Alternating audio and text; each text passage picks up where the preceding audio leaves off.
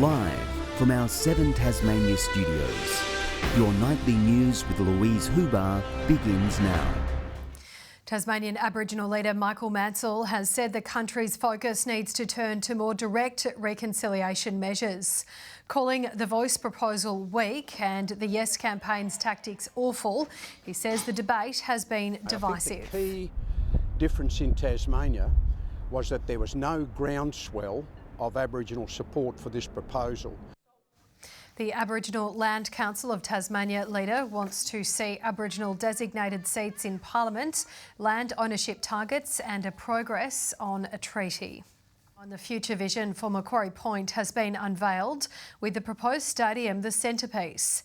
While it maps out the site, the opposition's labelled it just a glossy brochure as the project returns to Parliament this week. The most contentious plot of land in Tasmania has its master plan. How exciting that today we're at ground zero of Tasmania's future. We want to be on brand, boutique and somewhere where Tasmanians and visitors will want to come. And then also the importance of this entire development being activated for 365 days a year. There's the centrepiece 23,000-seat stadium, some space for a promised Truth and Reconciliation Park, commercial areas to the south and residential to the north, as well as the port area with Antarctic facilities. It makes for a tight fit, but the Premier's not concerned. Well, not really. In fact, it's an opportunity. It's an opportunity to, again, create something truly Tasmanian, iconic. The 36-page document also plots transport options, with traffic flow a potential concern. Feedback is being sought on the draft, with details on how those zones will work also yet to come, while concerns linger about the cost.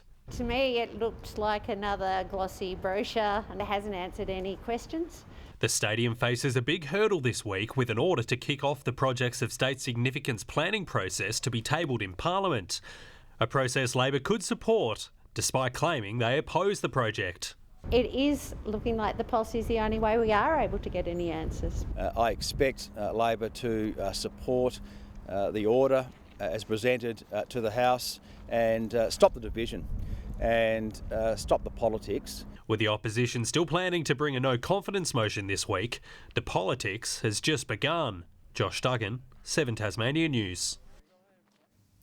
David O'Byrne says he will provide a pair on matters of supply and confidence after John Tucker sustained a spinal injury. The member for Lyons has been in hospital for the past week and he will not return to Parliament for the next 8 weeks. Former Greens member for Bass, Lance Armstrong, has died. The politician was a Uniting Church minister before becoming a Green Independent MP in 1989, part of a group of 5 that held the balance of power in the House of Assembly. The 83-year-old passed away in his sleep in a Melbourne nursing home yesterday. He is survived by his wife and 3 children.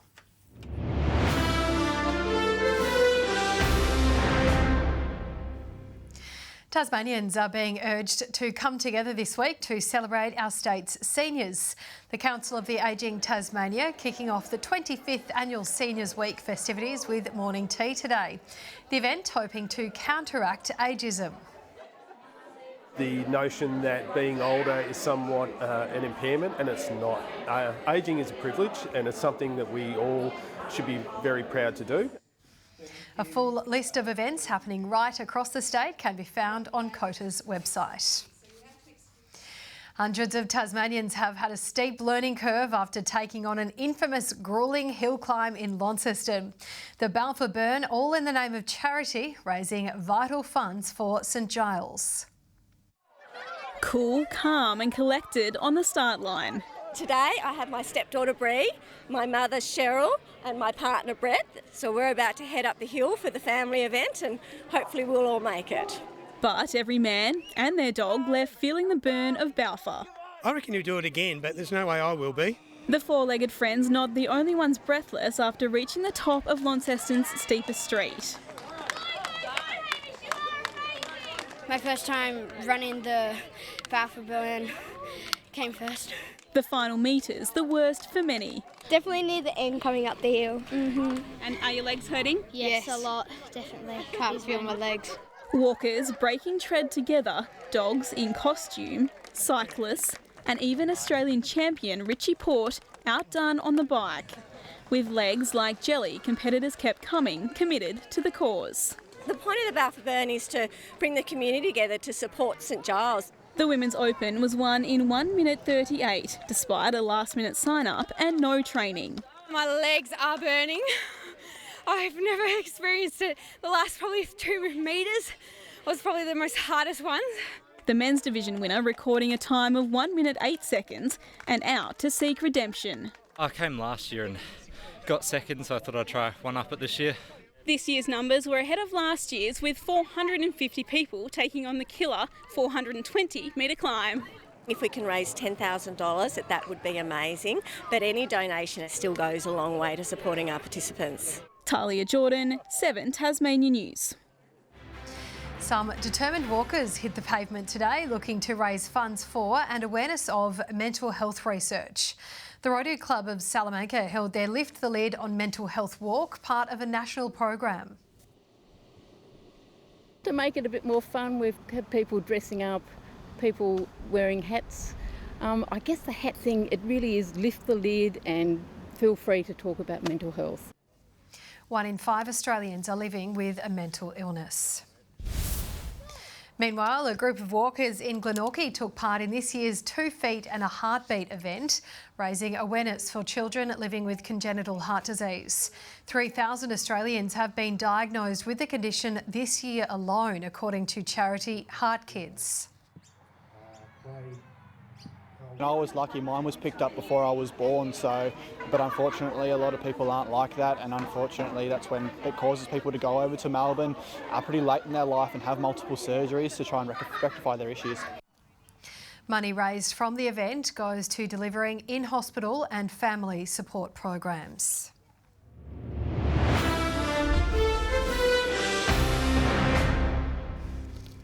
Scott Roth has backed Marjuk Deng after the Jack Jumpers' heartbreaking 1-point loss to South East Melbourne last night. In a thrilling match, Deng missed a free throw that would have sent the match to overtime. But the coach says he wouldn't want anyone else at the line. Beaten but not disgraced, Scott Roth able to appreciate an NBL classic. I'm very happy with our group. I thought it was a heck of a game. I wish I was playing. I wish I was 40 years younger.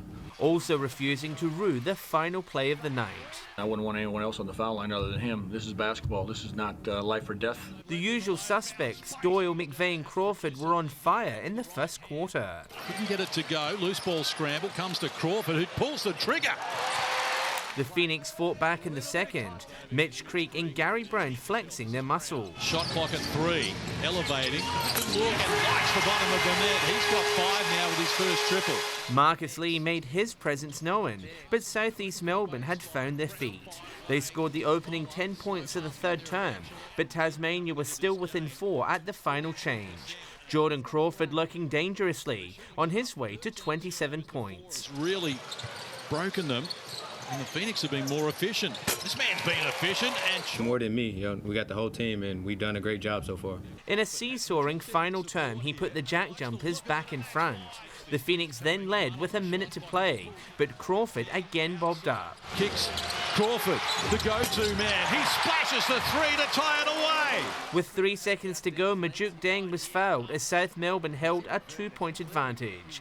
Deng having the chance to send it to overtime. He knows what he's doing from the free throw line, but when it's clutch time, things tighten up. The Jack Jumpers' winning streak ending on 3, going down 86 to 85. John Hunt, 7 Tasmania News. Tasmania has recovered from a shaky start in their Sheffield Shield clash against Western Australia. The Warriors had reduced Tasmania to 3 for 49 before half-centuries from Jordan Silk and Matthew Wade helped them reach 4 for 178 at tea. Batting first, Tasmania were looking for early runs against the formidable Western Australia side. It didn't start well. Caleb Jewell out for a golden duck. And he's got a wicket first ball. How about that from Morris? Morris's pace finding an edge at second slip. Charlie Wakeham looked to back up his form from Adelaide as he and Tim Ward steadied the ship. Ward reached 15 before being spun out. Wakeham's innings ended on 29, with Tassie suddenly 3 for 49. Veterans Jordan Silk and Matthew Wade managed to steer Tasmania to 3 for 88 at lunch. Silk plays a very attacking shot, squeezes that through. The infamous whacker pitch was showing signs of life, but the duo kept putting runs on the board and frustrating the WA bowlers after lunch as Tasmania passed 100. Wade walks down the wicket nonchalantly and whips Stobo over mid-wicket, one bounce for 4. Wade made a half-century, but was out a short time later. A little bit slower, that one swept in the air and caught.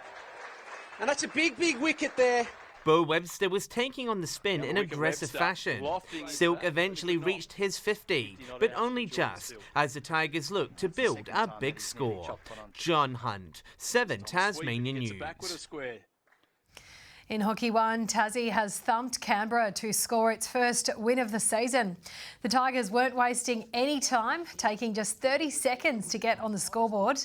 6 first half goals, all but ending the game by the main break, with the Canberra Chill left out in the cold. Tassie eventually winning 7-0. Canberra, however, had better luck in the women's match, going on to defeat the Tigers 4-0.